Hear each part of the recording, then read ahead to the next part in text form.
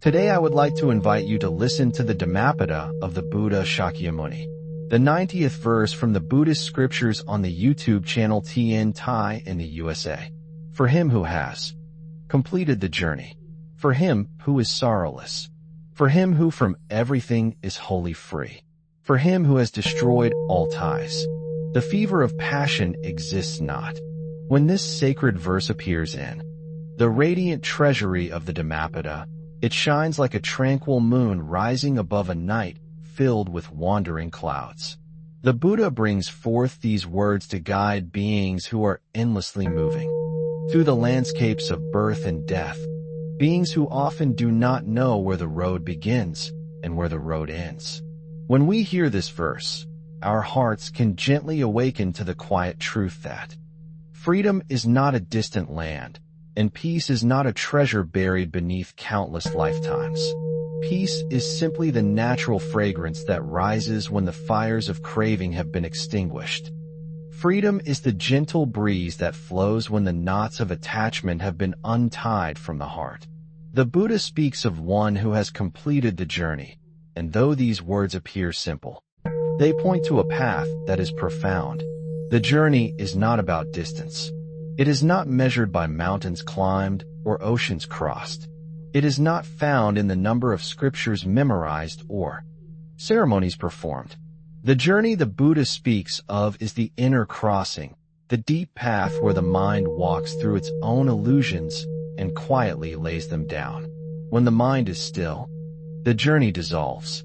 When understanding blooms, the traveler is no longer bound to the road. In this verse, the Buddha also describes the one who is sorrowless. This is not the sorrowlessness of someone who has never tasted pain. It is not the emotionlessness of one who has blocked the world from reaching the heart. Instead, it is the sorrowlessness of one who understands the nature of all phenomena. Such a person sees that everything arising is conditioned, and everything passing is natural. Joys come as flowers blooming in spring. Sorrows come as leaves falling in autumn. When wisdom is present, the heart accepts both without being shaken. This is the sorrowlessness the Buddha speaks of, a sorrowlessness that does not deny suffering, but transcends it. The verse continues with the teaching of one who is wholly free from everything. This is freedom from the grip of desire, freedom from the nets of clinging, freedom from the heavy burdens of opinions and judgments. It is a freedom that cannot be taken away because it is not created by external conditions. It is not born from praise, and it is not destroyed by criticism. It does not increase when comfort arises, and it does not decrease when difficulty appears. It is the freedom of a mind that is awake, the freedom of a mind that knows itself, the freedom of a mind that no longer chases after shadows nor trembles before storms. The Buddha then describes one who has destroyed all ties. These ties are not ropes around the body. They are the subtle tendencies that bind the mind to the cycles of becoming. They are the ties of craving, the ties of ignorance, the ties of pride, the ties of fear, the ties of the illusions we weave about ourselves and others. When these ties cut deeply into the heart, they shape every thought. They color every breath. But when mindfulness shines, when insight opens like a lotus after long rain, the ties fall away. The one who sees clearly does not need to pull or struggle. The ties dissolve naturally, like frost melting at dawn. The Buddha concludes with the teaching that the fever of passion does not exist. For such a person, in this world the fever of passion is not only sensual desire. It is every craving that burns inside. The craving for comfort, the craving for approval, the craving for recognition, the craving for possession, the craving to be someone. These cravings rise like flames, and with each flame comes heat. With each heat comes restlessness. With each restlessness comes suffering. But when the flames are cooled by wisdom, when the fires of desire have no fuel left to consume, the fever settles. The heart becomes like a calm lake touched only by moonlight. In the ancient commentaries of the Dhammapada, This verse is often connected with stories of the arahants who walked the path before us. One such story tells of an elder monk who, after many struggles, finally attained complete liberation. When he reached this state, he walked with a serenity that could not be disturbed. Even when the villagers saw him resting in the forest, or walking slowly toward the river, or sitting quietly beneath the shade of a tree, they sensed that his presence carried a gentle coolness, as though the fires of worldly desire had long faded from him. He said that completing the journey did not mean reaching a final destination in the world, but finding unshakable clarity within. He said that sorrowlessness did not mean avoiding suffering, but walking through it with compassion. He said that freedom did not mean escaping life, but embracing it with understanding. And he said that destroying the ties did not require force, only wisdom. The villagers listened to him with reverence, for they felt that each of his words carried the fragrance of truth, and each of his breaths was in harmony with the Dharma. This story echoes the meaning of the verse. It shows us that liberation is not something reserved for a chosen few. It is the natural unfolding of a mind that practices with sincerity. We may not become arahants today or tomorrow. We may not extinguish all the fires within us in this life or the next. But each step toward mindfulness is a step toward cooling the fever. Each moment of compassion is a moment of loosening the ties. Each breath of understanding is a breath that brings us closer to completing the journey. When we listen deeply to this verse, it becomes a mirror for our own hearts. It asks us, what ties are still binding you? What passions are still burning within you? What sorrows do you carry as though they must be carried forever? And it reminds us that these burdens are not permanent. They are not who we truly are. They are only conditions arising and passing. When we see this clearly, the path begins to open beneath our feet. When we walk it gently, the journey slowly completes itself. When the Buddha speaks of one who is wholly free, he points to the deep reality that true liberation is experienced as an inner spaciousness. This spaciousness is not measured by the absence of people or noise, nor is it dependent on comfort or possessions. It is a freedom that arises when the heart no longer clings to what it cannot hold, when the mind no longer chases after what is fleeting. In the story of the monks who attained this state, we find countless examples of this freedom expressed in the ordinary rhythms of life. One monk would rise before dawn, walk slowly along the forest paths, observing the dew upon the leaves and the birds greeting the morning sun, and he would notice the impermanence of all things. Nothing belonged to him. Nothing could be grasped. And in that seeing, he felt a joy that was gentle, enduring, and without disturbance. The people who witnessed him walking or sitting beneath the trees sensed a calmness that was contagious, a serenity that did not depend on circumstance, and they were inspired without a word being spoken. This story illustrates the profound nature of freedom that is not external but wholly internal, cultivated through mindfulness, concentration, and wisdom. Each action, each thought, and each breath becomes a practice in releasing clinging. In this release, a quality arises that is described as sorrowless, because when the mind no longer identifies with its cravings and attachments, sorrow no longer roots itself firmly in the heart. It may appear as rain falls on the earth, but it cannot flood the inner being, for the foundations of peace are already established.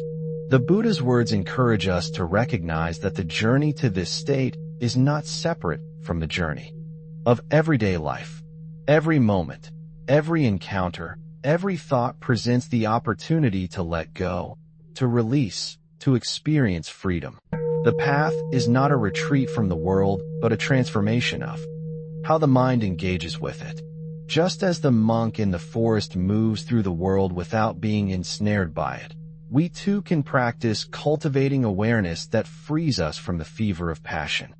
Each time desire arises, it can be observed without reaction. Each time attachment tugs at the heart, it can be noticed and released. And in these small, repeated acts of recognition and letting go, the ties that bind gradually dissolve. The story reminds us that this is not an instantaneous accomplishment, nor is it granted through luck or divine favor.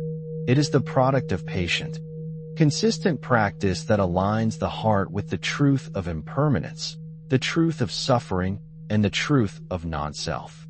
In the monastic accounts, we also find that even those who had once been overwhelmed by passions and aversions were able, through repeated practice and guidance from the Blessed One, to cultivate equanimity and insight, the same qualities that seem out of reach for beginners. The serenity, the sorrowlessness, the wholeness of freedom can arise when the mind is trained to notice without clinging, to rest in observation without judgment.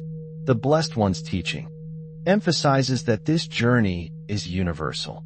It does not discriminate based on status, past deeds, or intelligence.